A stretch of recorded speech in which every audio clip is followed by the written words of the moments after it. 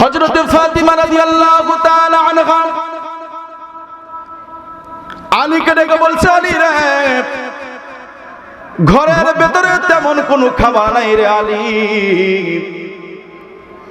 আমার একটা চাদর আছে, চাদর, এই চাদরটা তোমাকে দিলাম, বাজার থেকে এই চাদরটা বিক্রি করবো, বাজারে গিয়া বিক্রি করার পর যেই পরিমাণ অর্থ তুমি পাও রে আলী, অর্থ দিয়া আমার দুইটা সন্তানের জন্য তুমি খাবার ক্রয় করে নিয়ে আসবা। আলী রে, আমি তো মা, আমার সহ্য হয় না, এজন্য তোমাকে বললাম এই চাদরটা বিক্রি করে খাবারের ব্যবস্থা করো। হযরত আলী রাদিয়াল্লাহু তাআলা আনহু চাদরটা নিয়ে বাজারের দিকে রওনা হয়ে গেছে গো। বাজারে যাওয়ার পর চাদরটা বিক্রি করে দিল। আলীকে প্রশ্ন করা হয়, আলী,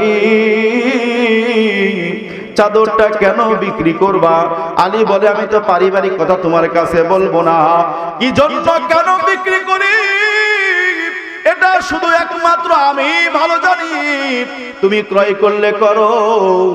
আলী রাদিয়াল্লাহু তাআলা আনহুর কাছ থেকে চাদরটা বিক্রি করে ক্রয় করে নিয়ে গেল এক লোক, ইহুদি এক ব্যক্তি। এরপরে হযরত আলী 6 দিরহাম চাদর বিক্রি করেছেন। কথার দিকে মনোযোগ দিবেন, কারণ লম্বা সময় আমি বয়ান করব না, একটু ভালো করে কথাটা শোনেন। হযরতে আলী 6 দিরহাম চাদরটা বিক্রি করার পর এবার তিনি বাড়ির দিকে রওনা হয়ে গেল। প্রতিমধ্যে দেখা যায় এক উট বিক্রেতা দামি একটা সুন্দর উট নিয়ে রাস্তার ভিতরে দাঁড়াইয়া আলীকে ডেকে ডেকে বলছে, আলী, তুমি কি আমার উটটা ক্রয় করতে পারবা নাকি? আলী রাদিয়াল্লাহু তাআলা আনহু বলে, কি আশ্চর্য ব্যাপার, আমি তোমার উটটা কেন ক্রয় করব? এবার লোকটা ডেকে বলছে, আলী, ভালো করে শোনো, উটটা আমি বেশি দামে বিক্রি করবো এমনটা নয়, তুমি যে অর্থটা আমাকে দিবা ওই অর্থটা নিয়েই আমি তোমাকে দিয়ে দেব। আলী বলল, কি আশ্চর্য ব্যাপার, তোমার উট তো অনেক হুষ্টপুষ্ট একটা উট, এর দাম তো অনেক বেশি। বলে, আলী, তোমার কাছে কোনো দামাদামি করব না, কত টাকা আছে তুমি আমাকে দাও, উটটা নিয়ে যাও। হযরত আলী ডেকে বলছে, উটের মালিক শোনো, আমার কাছে তেমন কোনো অর্থ নাই, বিন্দু পরিমাণ কিছু অর্থ আছে গো, ওই অর্থটা আমি ইমাম হাসান হুসাইনের জন্য কিছু খাবার ক্রয় করার জন্য রেখে দিয়েছি। এবার লোকটা ডেকে বলে, আলী, তুমি আমার উটটা দাম করেই দেখো না, দিয়ে দেব। হযরত আলী ডেকে বলছে, এ উটের মালিক শোনো, একেবারে অল্প দাম দেব, মাত্র 100 দিরহাম দেব, 100 দিরহামের বিনিময়ে তুমি তোমার উটটা বিক্রি করবা নাকি? এবার হযরতে আলী কাররামাল্লাহু ওয়াজহাহু রাদিয়াল্লাহু তাআলা আনহু বলছে, হ্যাঁ। এই কথার পর উট বিক্রি হয়ে গেল। এইবার আলী যখন 6 দিরহাম দিচ্ছেন, লোকটা ডেকে বলছে, আলী, 6 দিরহাম নিব না, তুমি উটটা কি করবা বলো? আলী রাদিয়াল্লাহু তাআলা আনহু বলছে, উটের মালিক শোনো, আমি উটটা এখন বাজারে নিয়ে আবার বিক্রি করব, আমি জানি 100 দিরহামের চাইতে বেশি টাকায় উটের দাম হবে, আমি 90 অংশ রেখে বাকি অংশ তোমাকে দিয়ে দেব।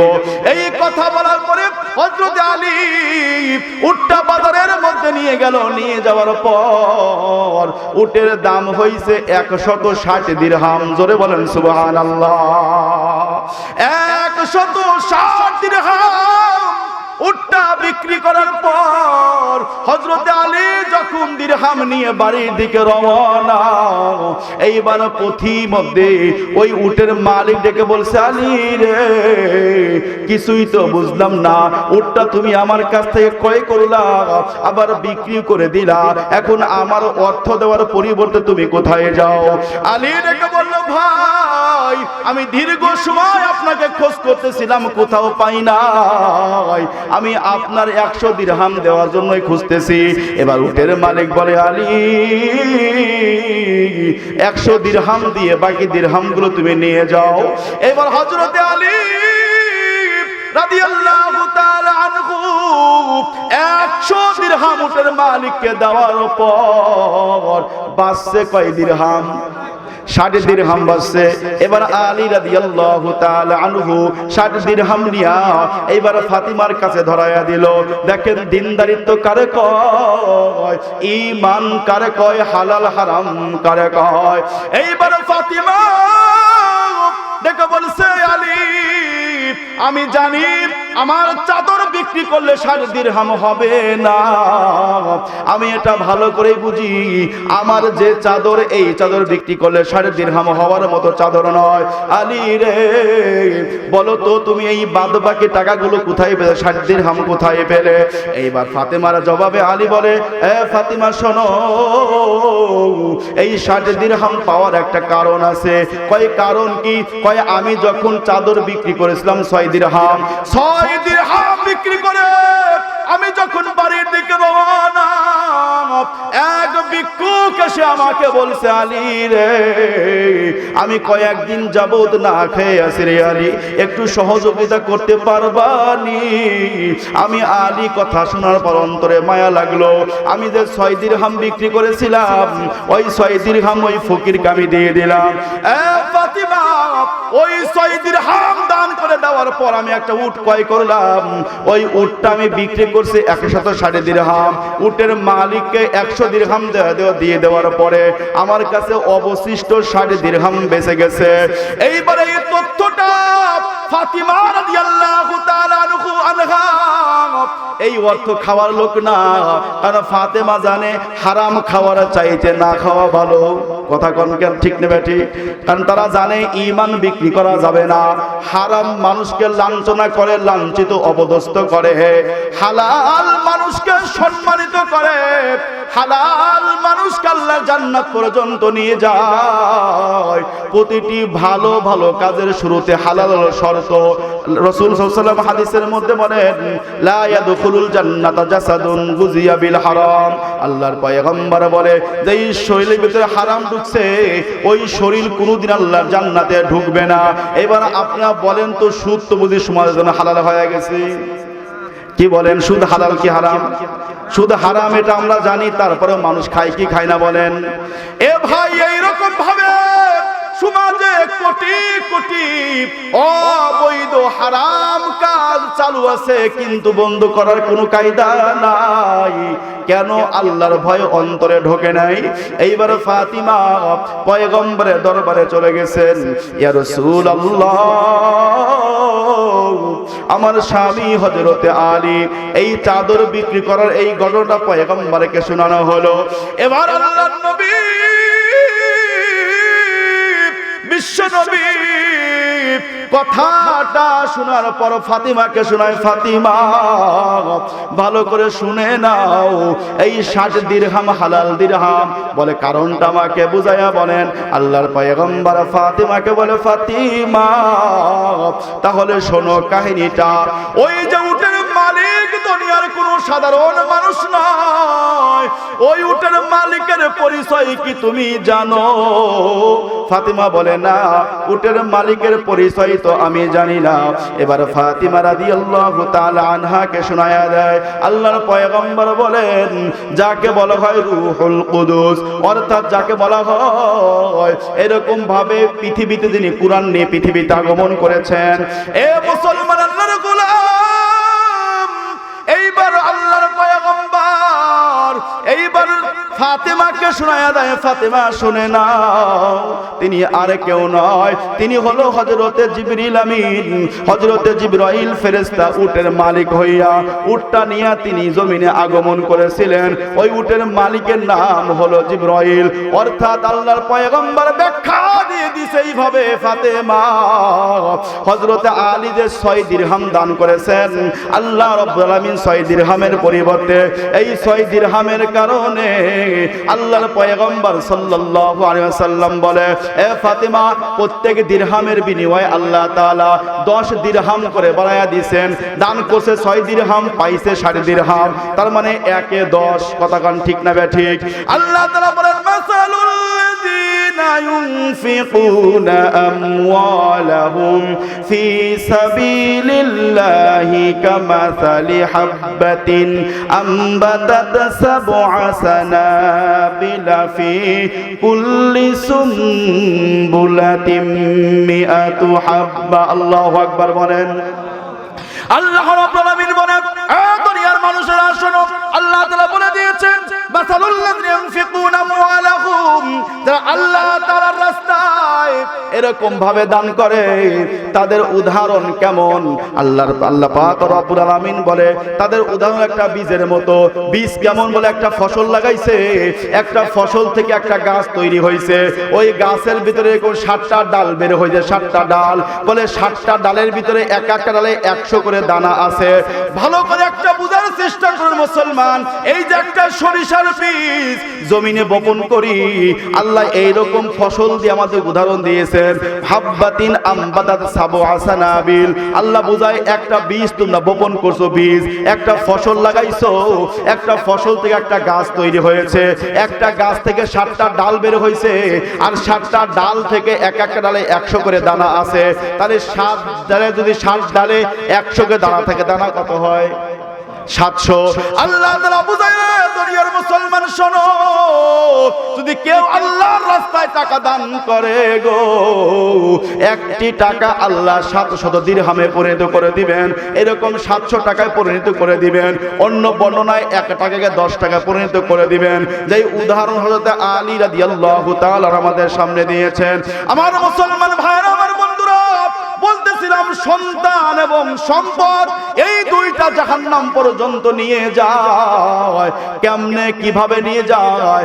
আল্লাহ রাব্বুল আলামিন পবিত্র কোরআনের ভিতরে বলে দিয়েছেন গভীর মনোযোগ লাগান আমার মুসলমান ভাই আল্লাহ তাআলা বলেন ইয়া আইয়ুহাল্লাযীনা আমানু আল্লাহ বলে ঈমানদার যারা দান করবে তারা ঈমানদার যারা বয়ান শুনবে তারা ঈমানদার যারা দোকান পাটে ঘুরবে না তারা আল্লাহ রাব্বুল আলামিন বলেন এই ঈমানদার শোনো আল্লাহ কোন বেঈমানকে বলেন নাই আল্লাহ বলতে পারতেন ইয়া আইয়ুহান নাস আল্লাহ নাস বলতে পারতেন নাস মানে মানুষ সকল শোনো যখন নাস বলতেন নাসের ভিতরে মুসলমান থাকতো কাফের থাকতো ইহুদি থাকতো বলে সব সম্প্রদায় থাকতো আল্লাহ তাআলা বলছেন না না আমি কোন মানুষকে ডাকি নাই আমার দলভুক্ত ঈমানদার যারা আমি তাদেরকেই বলছি লা তুলহিকুম আমওয়ালুকুম ওয়ালা আওলাদুকুম আন যিকরিল্লাহ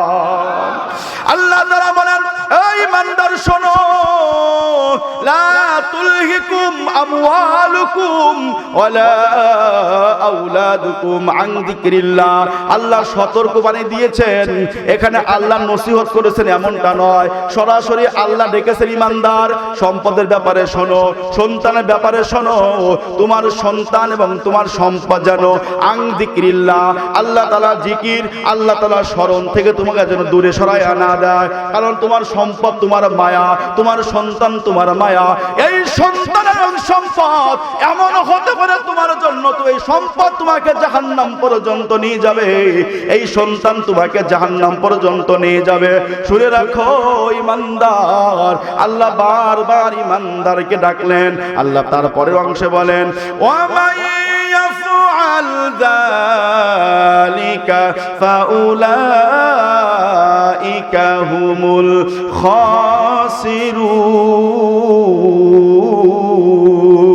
খাসিরুন আল্লাহ তাআলা বলেন দশমন্ত দুনিয়ার মুসলমান আল্লাহ তাআলা বলতেছে শুনে নাও যদি এমনটা হয় যে তোমার সন্তান এবং সম্পদ এই দুনিয়ামুখী করে দেয় অর্থাৎ হাইয়া আলাস সালার শব্দ কানে ঢুকেছে তারপরেও তুমি কাজ নিয়ে পাগল আমি আগেই বলেছিলাম নামাজ পড়ে যারা পিতা মাতার জন্য দোয়া করে তারা হুজুর প্রমাণ আপনার কাছে আসেনি 1 নম্বর প্রমাণ হিসাব ভালো করে মিলে নিয়ে যাবেন ভাই নামাজ কয় ওয়াক্ত একটু আওয়াজ করে বলেন 5 ওয়াক্ত নামাজে আপনাকে একবার নয় দুইবার নয় আল্লাহ তাআলা শিখানো ভাষায় আপনাকে 10 বার আল্লাহ তাআলা ডেকেছেন হাইয়া আলাস সালাহ আয় বান্দা আয় নাই, আমি তোর হাত সবল রেখেছি, চোখটা ভালো রেখেছি, মন মস্তিষ্ক ভালো রেখেছি, আমার দেওয়া নিয়ামত নিয়ে মাঠে ঘাটে খাটো।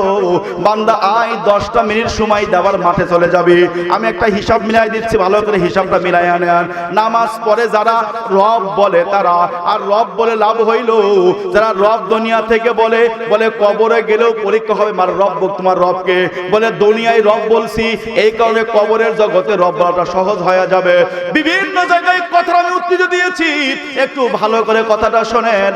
আল্লাহ রাসূল সাল্লাল্লাহু আলাইহি ওয়াসাল্লাম বলেন, তোমাদেরকে দিনে 5 বার বলা হয়েছে হাইয়া আলাস সালাহ, হাইয়া আলাস সালাহ, আই বান্দা আয় নামাজে আয়, নামাজে আয়। তুই সকাল 6টা থেকে শুরু করে 1টা পর্যন্ত তো কাজ করলে প্রায় 7 ঘন্টা কাজ হয়ে গেল।